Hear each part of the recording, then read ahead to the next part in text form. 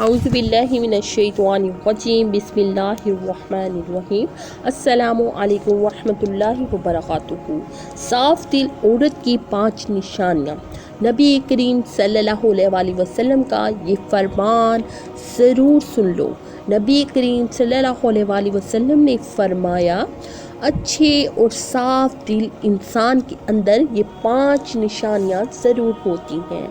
محترم ناظرین، صاف دل انسان کی 5 نشانیاں کون کون سی ہیں اور ہمارے پیارے حضور نبی کریم صلی اللہ علیہ وسلم نے اچھے انسان کی کون کون سی نشانیاں بیان فرمائی، ساتھ ہی ساتھ برے انسان کی کون کون سی نشانیاں بیان فرمائی، یہ تمام باتیں اس ویڈیو میں پیش کی جا رہی ہیں۔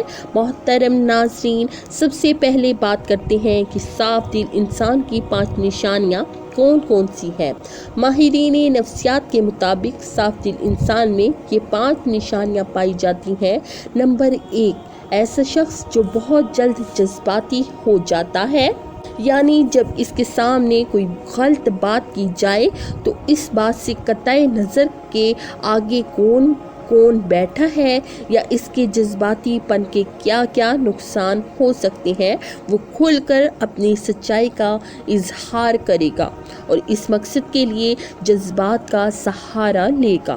نمبر 2، ایسا شخص جس کا غصہ تھوڑی دیر کے لیے ہوگا، یعنی جیسے وہ بہت جلد جذباتی ہو جاتا ہے اور سامنے والے سے لڑ جاتا ہے، ویسے ہی بہت جلد ٹھنڈا بھی ہو جاتا ہے اور پھر بالکل ویسا ہو جاتا ہے کہ جیسا کچھ ہوا ہی نہیں۔ نمبر 3، ماہرین نفسیات کہتے ہیں کہ ایسا شخص نہایت حساس طبیعت کا مالک ہوتا ہے اور لوگوں کے تلخ رویے اسے بہت تکلیف دیتے ہیں، یعنی ایک صاف دل انسان جب کسی کا تلخ رویہ دیکھتا ہے تو اندر سے ٹوٹ جاتا ہے۔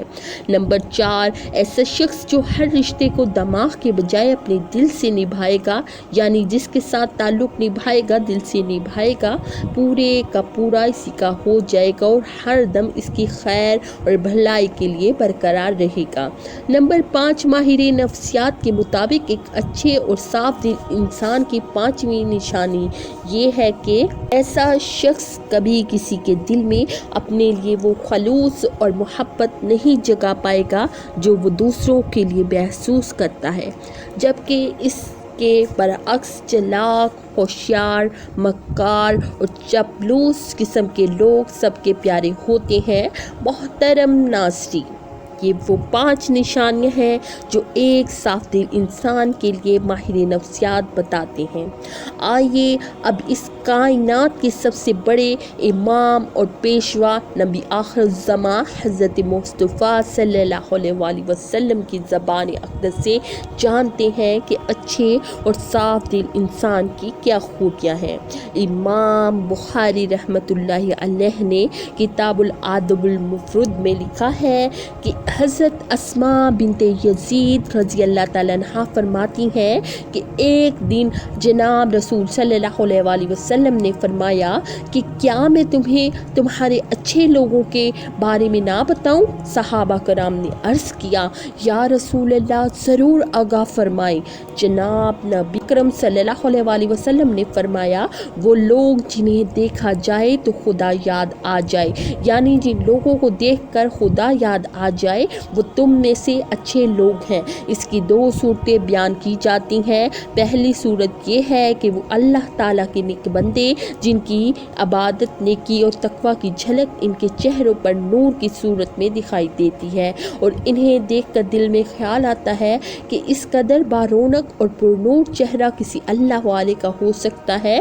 عام طور پر انسان کے اندر کی کیفیات کا اس کے چہرے سے اندازہ ہو جاتا ہے اور چہرہ انسان کی باطنی حالت کا عکاس ہوتا ہے۔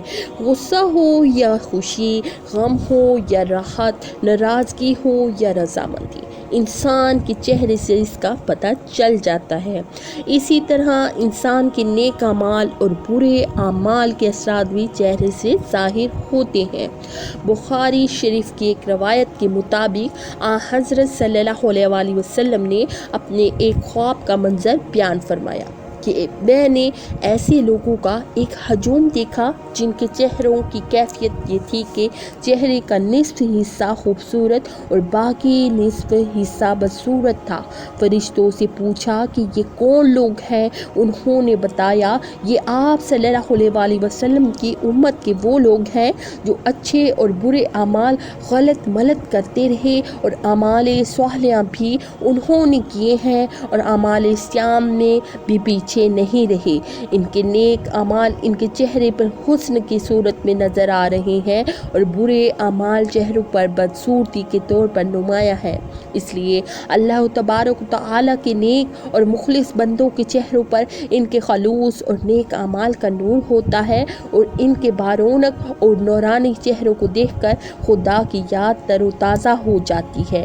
جبکہ اس صورت میں اس کا ایک معنی یہ بھی کیا جاتا ہے کہ وہ لوگ جن کے اعمال و حرکات، ان کا اٹھنا بیٹھنا، لین دین، عبادات و معمولات اور اخلاق و معمولات اللہ تبارک و تعالیٰ اور رسول اللہ صلی اللہ علیہ وسلم کے احکامات کے مطابق ہوتے ہیں، انہیں دیکھ کر ایک مسلمان کی عملی زندگی کا نقشہ سامنے آ جاتا ہے اور خدا یاد آتا ہے۔ بہرحال جناب نبی کریم صلی اللہ علیہ وسلم نے فرمایا کہ تم میں سے اچھے لوگ وہ ہیں جنہیں دیکھ کر خدا یاد آ جائے۔ اس کے علاوہ حضرت محمد صلی اللہ علیہ وسلم نے ارشاد فرمایا کامل مومن وہ ہے جس کے اخلاق اچھے ہوں۔ مومن اپنے حسن اخلاق سے دن میں روزہ رکھنے والے اور رات میں عبادت کرنے والے کا درجہ پا لیتا ہے۔ حضور نبی کریم صلی اللہ علیہ وسلم کا ارشاد ہے کہ تم میں سے بہترین شخص وہ ہے جس کے اخلاق سب سے اچھے ہوں۔ ہمارے اخلاق ہمارے خالق و مالک کے ساتھ بھی اچھے ہونے چاہیے اور یہ بندوں کے ساتھ بھی خالق و مالک کے ساتھ اچھے اخلاق کا مطلب یہ ہے ایک جانے اس کا ہمسر کسی کو نہ بنائے، جو مال اس نے دیا اس سے اس کی راہ میں خرچ کریں، نماز کی پابندی کریں، یوم آخرت پہ ایمان رکھیں، قرآن پاک اور دیگر آسمانی کتابوں پر ایمان رکھیں، اس کی حلال کردہ چیزوں کو حلال اور حرام کردہ چیزوں کو حرام جانیں، ہمیشہ اپنے خالق و مالک کا شکر ادا کرتے رہیں اور تکلیف پہنچنے پہ صبر کریں۔ یہ اوصاف ہیں اچھے اخلاق والوں کا اپنے رب کے ساتھ۔ اسی طرح ہمارے اخلاق بندوں کے ساتھ بھی اچھے ہونے چاہیے۔ اچھے اخلاق کے لیے علم کا ہونا ضروری ہے، اسی لیے علم حاصل کریں اور اس سے علم سے لوگوں کو فائدہ پہنچائیں۔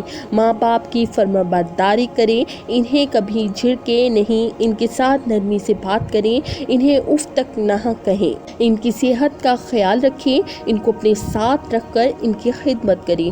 بندوں کے ساتھ اچھے اخلاق میں یہ بھی ہے کہ رشتہ داروں کے ساتھ صلہ رحمی سے پیش آئیں، رشتوں کو نبھائیں، رشتوں کو جوڑیں۔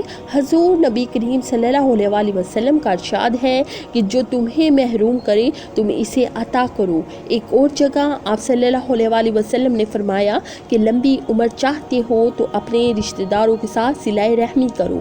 اچھے اخلاق کی ایک علامت یہ بھی ہے کہ ہم سلام میں پہل کریں، سلام کو عام کریں، ہر جاننے والے اور انجان مسلمان کو سلام کریں، جبکہ آج یہ بات عام ہو چکی ہے کہ ہم صرف اسی کو سلام کرتے ہیں جس کو ہم جانتے ہیں۔ محترم ناظرین، جہاں نبی کریم صلی اللہ علیہ وسلم نے اچھے لوگوں کی دو خصوصیات بیان فرمائی، وہیں پر فرمایا کیا میں تمہیں تمہارے برے لوگوں کے بارے میں نہ بتاؤں؟ صحابہ کرام نے عرض کیا یا رسول اللہ صلی اللہ علیہ وسلم ضرور بیان فرمائے۔ آپ صلی اللہ علیہ وسلم نے 3 باتوں کا ذکر فرمایا۔ ایک یہ کہ چغلیاں کھانے والے یعنی ایک دوسرے کی چغلی کرنے والے لوگ چغلی کہتے ہیں، ایک دوسرے کو خواہ مخواہ ان کی باتیں پہنچانے والے، ایک کی بات دوسرے کے آگے، دوسرے کی تیسرے کے آگے اور تیسرے کی بات چوتھے کے آگے، اس کا ہمارے ہاں عام طور پر رواج پایا جاتا ہے اور ہم میں سے بہت سے لوگوں کی یہ عادت بن گئی ہے کہ بلا وجہ لوگوں کو یہ بتاتے رہتے ہیں کہ فلاں تمہارے بارے میں یہ کہہ رہا تھا، فلاں جگہ تمہارے بارے میں یہ باتیں ہو رہی تھی۔ بلا ضرورت ایسی باتیں کرنا شرعاً گناہ کبیرہ شمار کیا جاتا ہے، لیکن ہمارے ہاں سرے سے اس کو گناہ ہی نہیں سمجھا جاتا، حالانکہ یہ باتیں اکثر جھگڑوں کا باعث بنتی ہیں۔ ہمارے معاشرے میں ہونے والے باہمی تنازعات اور جھگڑوں کی وجہ تلاش کی جائے تو اکثر تنازعات کے پس منظر میں کوئی نہ کوئی چغلی کار فرما ہوتی ہے، چنانچہ یہ بہت برا عمل ہے اور اسے جناب نبی اکرم صلی اللہ علیہ وسلم نے برے لوگوں کی علامت قرار دیا ہے۔ دوسری بات فرمائی کہ دوستوں کے درمیان فساد ڈالنے والے برے لوگوں میں شمار ہوتے ہیں۔ یہ بھی ایک معاشرتی بیماری ہے کہ چند دوست اکٹھے محبت و اعتبار کے ساتھ رہے، ان کے درمیان غلط فہمیاں ڈال کر ان کی دوستی کو دشمنی میں بدل دیتا ہے تو وہ بہت بری حرکت کا مرتکب ہوتا ہے۔ اس طرح ایک خاندان محبت و اعتماد کے ساتھ زندگی بسر کر رہا ہے اور کوئی شخص دخل دے کر ان کی محبت و اعتماد کی فضا کو خراب کر دیتا ہے تو وہ کوئی اچھا کام نہیں کر رہا۔ محبت و اعتماد کی فضا خاندانوں میں ہو، دوستوں میں ہو، مشترکہ کام کرنے والوں میں ہو، اس میں فساد ڈالنے والوں کو جناب رسول اکرم صلی اللہ علیہ وسلم نے برے لوگوں میں شمار کیا۔ تیسری بات حضور صلی اللہ علیہ وسلم نے فرمائی کہ شریف اور باعزت لوگوں میں عیب تلاش کر کے انہیں بدنام کرنے والے بھی برے لوگ ہوتے ہیں۔ عیب اور کمزوری سے کوئی شخص پاک نہیں، لیکن اللہ تعالیٰ اپنے فضل و کرم کے ساتھ اکثر لوگوں کا پردہ رکھتے ہیں۔ اب ایک شخص عزت کے ساتھ زندگی بسر کر رہا ہے، لوگ اس کا احترام کرتے ہیں اور اسے اچھا آدمی سمجھتے ہیں، لیکن کوئی شخص بلا وجہ اس کی ٹوہ میں لگا رہتا ہے کہ اس کی کوئی کمزوری ہاتھ لگے تو اسے بدنام کروں، اس کا کوئی عیب میرے علم میں آئے تو اس پرو پکینڈا کر کے اس کی عزت کو خراب کر لوں۔ لوگوں کے عیب تلاش کرنے کے لیے ٹوہ میں رہنا، خاص طور پر معزز اور شریف لوگوں کے حالات کا تجسس کر کے ان کے عیب ڈھونڈنا اور پھر انہیں منتشر کر کے ان کی بدنامی اور بے عزتی کا باعث بنانا کوئی اچھی صفت نہیں ہے۔ حضرت صلی اللہ علیہ وسلم نے ایسا مزاج رکھنے والے کو برے لوگ قرار دیا ہے۔ میں اپنے محترم ناظرین سے یہ عرض کرنا چاہتی ہوں کہ تینوں خرابیاں آج ہمارے درمیان موجود ہیں اور چونکہ ہم ان کے عادی ہو گئے ہیں اس لیے ہمیں یہ محسوس نہیں ہوتی اور ہم بلا تکلف یہ حرکتیں کرتے چلے جا رہے ہیں۔ ہمیں جناب نبی اکرم صلی اللہ علیہ وسلم کے اس ارشاد گرامی کا بار بار مطالعہ کرنا چاہیے، اس پر غور کرنا چاہیے اور پھر اپنے معمولات اور مزاج و عادات پر بھی نظر ڈال کر اپنی کمزوریوں کو محسوس کرتے ہوئے اصلاح کی کوشش کرنی چاہیے۔ اللہ تبارک و تعالیٰ سے دعا ہے کہ ہمیں ان بڑی بڑی معاشرتی برائیوں سے محفوظ فرمائے اور ہمیں ان لوگوں کے راستے پہ چلنے کی توفیق عطا فرمائے جن کو نبی اکرم صلی اللہ علیہ وسلم نے اچھے لوگ قرار دیا ہے، آمین۔